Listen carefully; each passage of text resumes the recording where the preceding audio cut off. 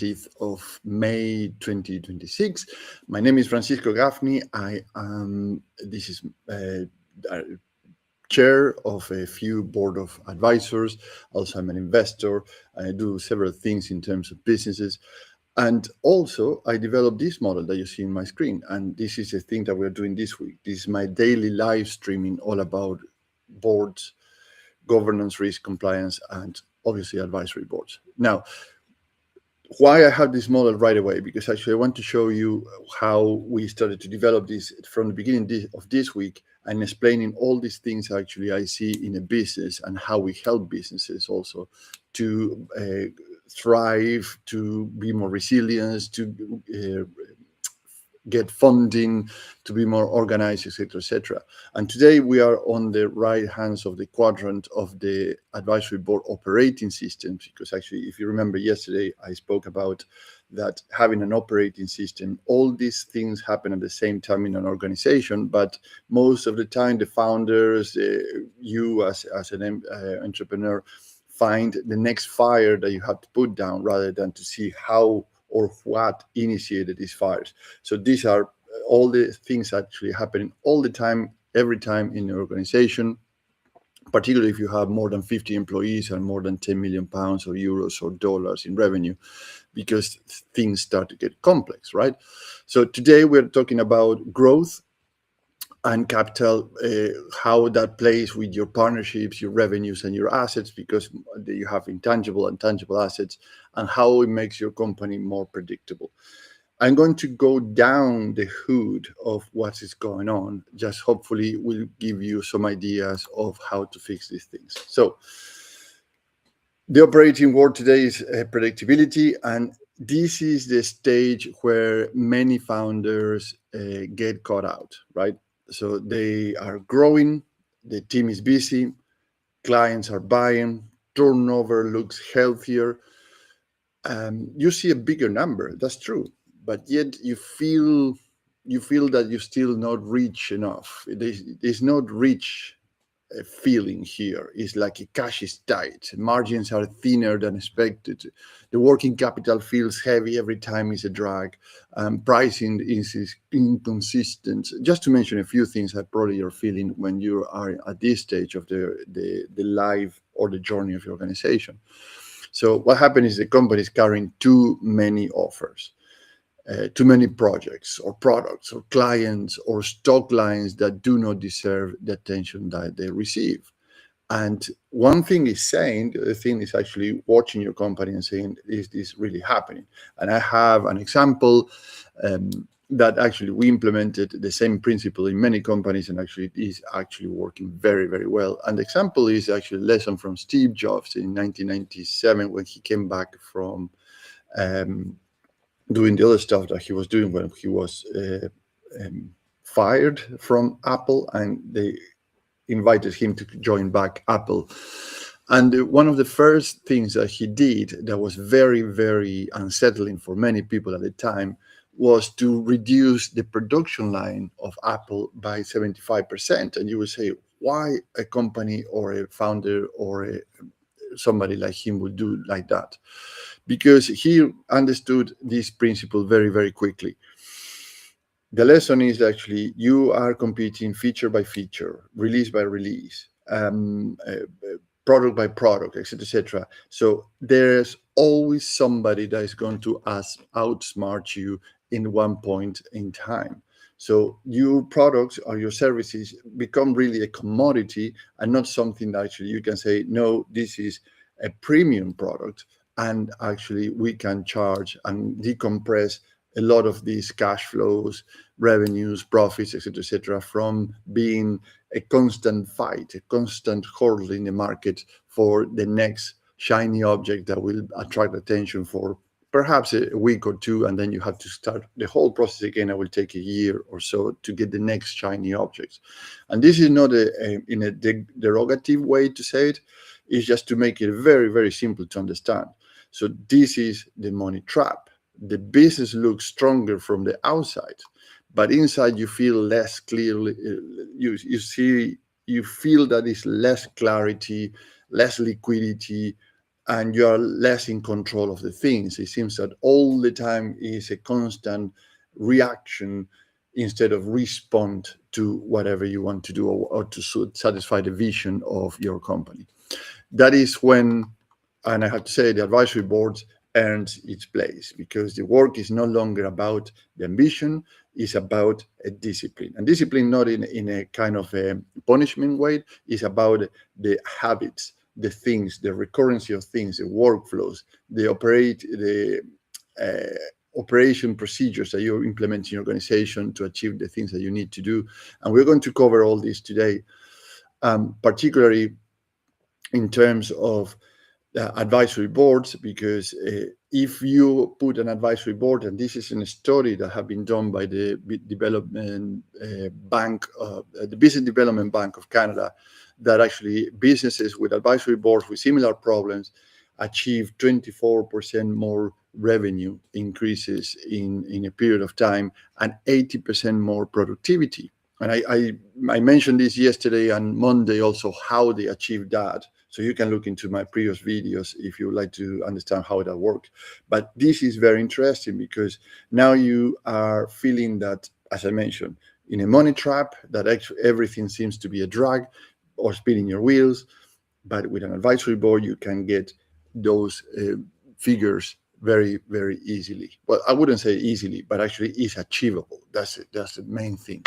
So let's take a look at 3 problems.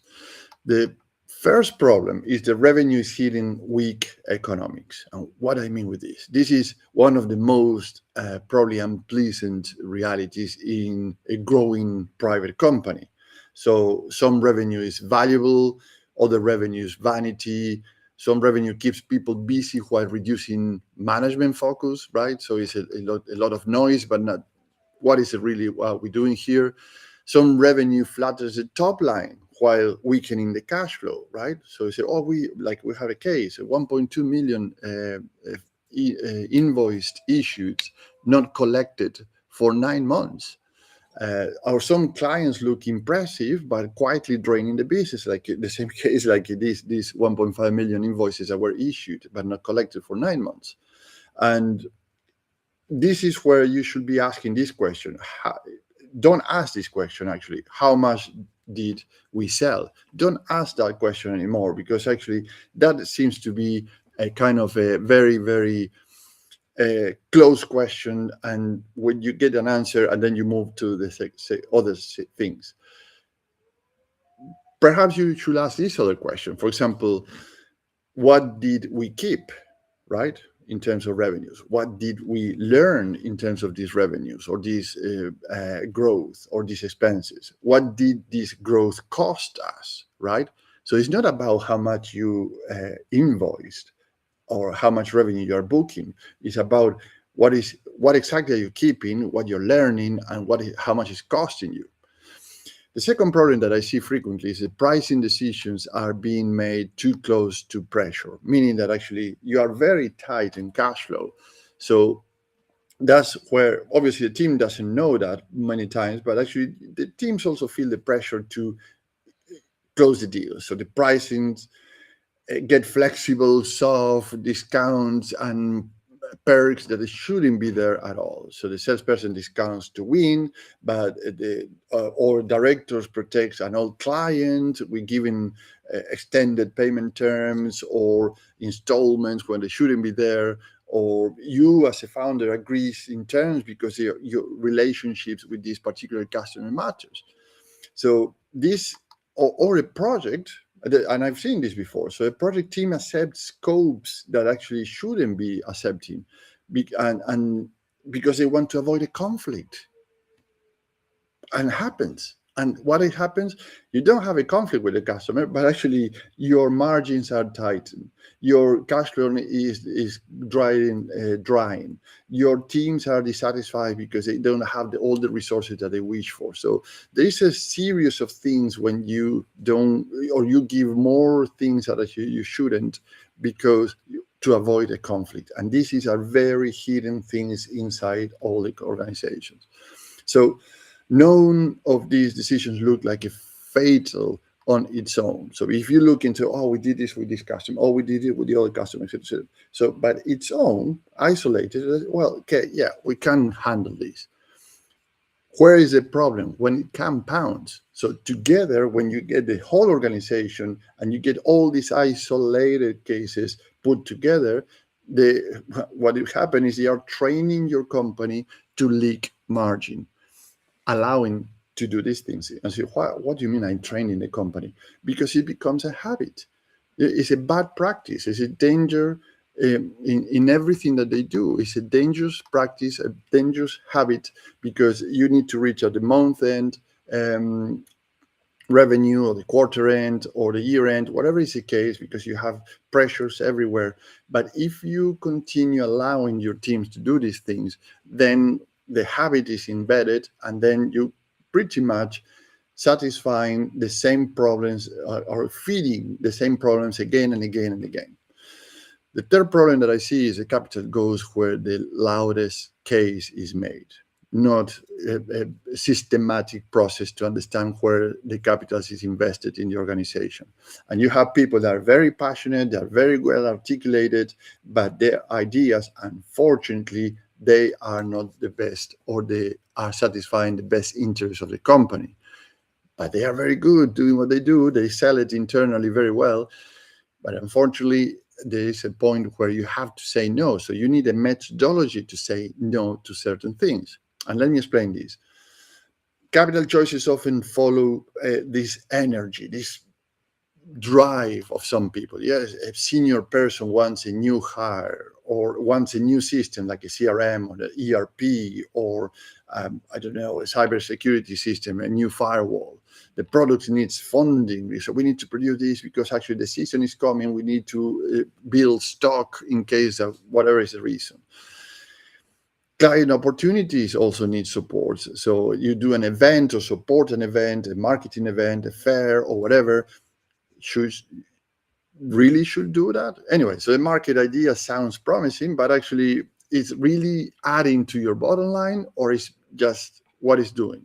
So without capital gates, the company funds too many times half clear the bets. Meaning, what I mean is, actually you spend money that actually have no return.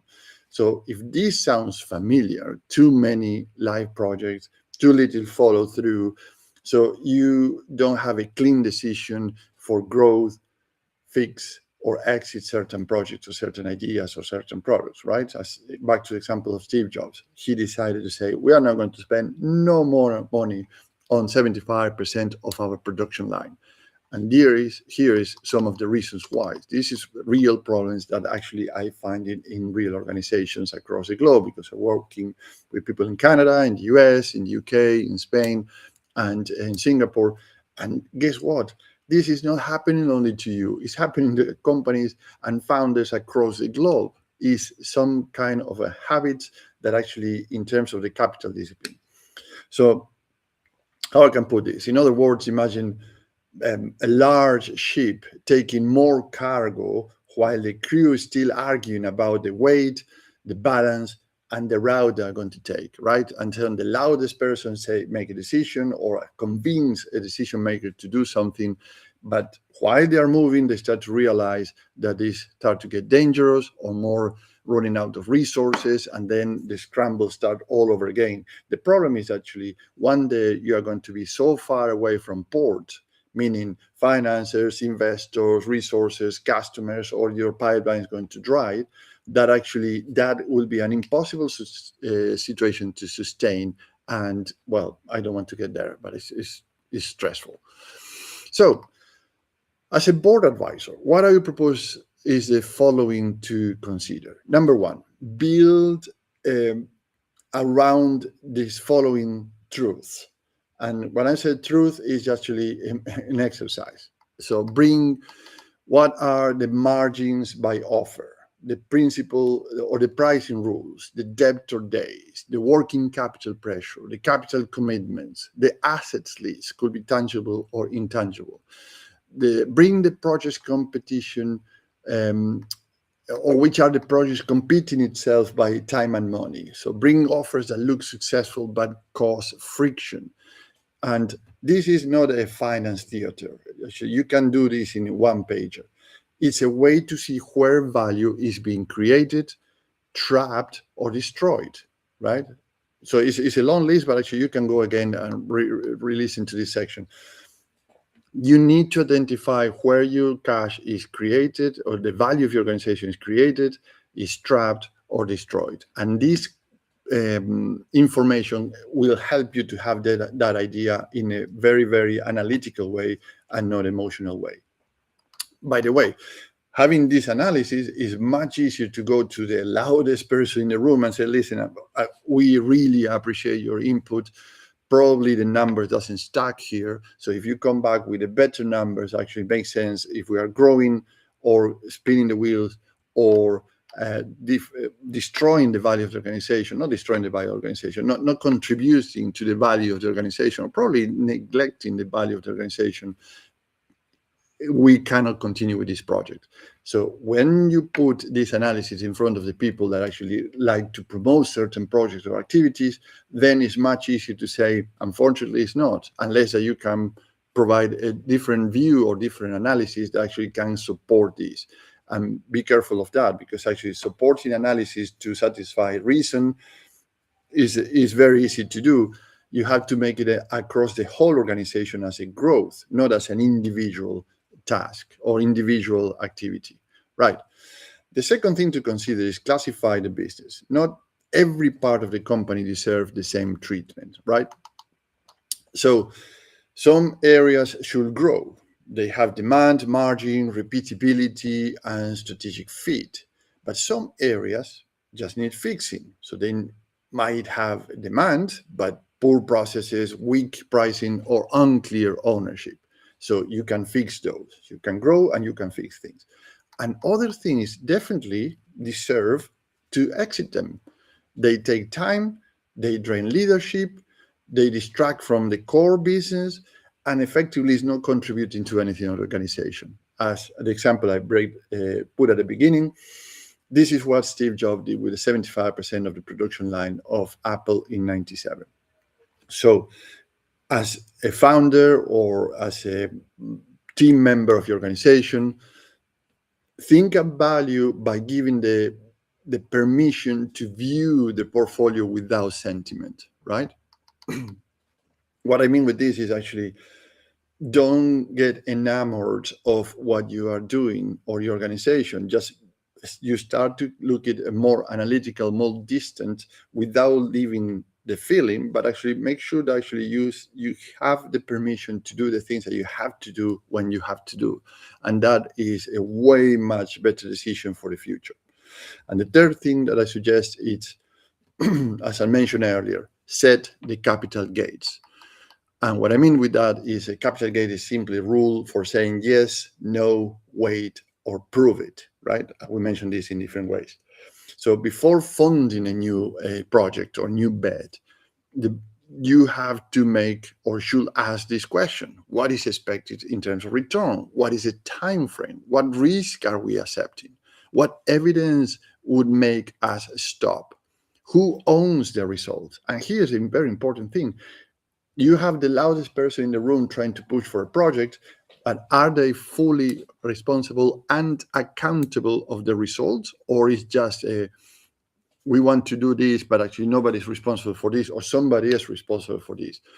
If they are sponsoring things, or if they are driving things, projects, bets, whatever is the case, new line of products, whatever is the case, make sure that this person that are proposing things are 100% accountable for them. So if what happened, if the results are not coming as proposed, what is your responsibility in this? I can assure you that many things actually today are under consideration, probably are going to start to dilute in time, because the people doesn't want to be pinned into the responsibility of something that actually have not been proven to be a success, because it pretty much is a good idea, but there's no evidence at that. And when you don't have evidence to support these ideas, you don't want to be responsible to the failures. And nobody gets in the morning trying to fail. So I don't wake up in the morning and say, oh, I'm going to be a failure today. No. So people try to be successful, trying to provide success to the organizations, but at the same time, don't realize that actually they have a responsibility, and you have to make people accountable for those things that they are proposing. So the last question that I think is very powerful here is, what would this money do if we used this money elsewhere, somewhere else, right? So is this project brilliant? Excellent. But if we use the same capital to something else, what that money will bring to us as an organization? So that last question is often the most powerful one, because even if you validate an idea, you always have a way to leave that door open to see, wonderful, now are we trapped in this or not? So remember that you cannot be trapped in ideas actually are not producing value to the organization, because at the end, every yes is also a no to something else. So you might say yes to this, but actually you cannot use the same money to provide for another project. So be careful with these kind of things. So enough for today. I think actually I'm going to briefly mention how you can achieve these things. I mentioned already the Development Bank of Canada, with a 24% revenue increase and 80% productivity increase. They do it through advisory boards. And this is what I specialize. And what you gain working with me is in business outcome differentiators and risk reductions. In terms of outcomes, you gain a capital discipline frameworks. So I help you as a founder or executive team to see which part of the business deserve investment, which needs repair, on which needs to be stopped. So you gain clear growth, not merely a bigger growth, but a clear growth, and growth that has better margins, stronger cash flow, and a clear ownership of who is responsible for what. In terms of differentiator, we put together an international advisory board. And you will say, why international? Because actually your problems that I mentioned are happening in Canada, in the US, in Spain, in the UK, in Singapore. It's exactly the same problem, but they solve those problems in different ways. So an international advisory board is in an operating system like the image that we have in front of us, brings international advisory expertise into the exact capital challenge of the businesses. So financing, pricing, operation, commercial judgment, all of them sit together. But the expertise and the capacity to see things differently is completely different if you have an international advisory board than a national one. And it is faster than hiring one executive to solve every issue alone, because now we are talking about quadrant number 2, which is about predictability. But if you bring, and I don't know how long it will take you, an expert that solve all these things together in one go or in one head, these kind of people exist, by the way. It's the time that you're going to spend, the capital that you're going to spend to hire this person, and what you're going to do when you go with this person, when you say, well, now let's look into transformation and innovation. And then the capital and growth is not just the main milestone anymore.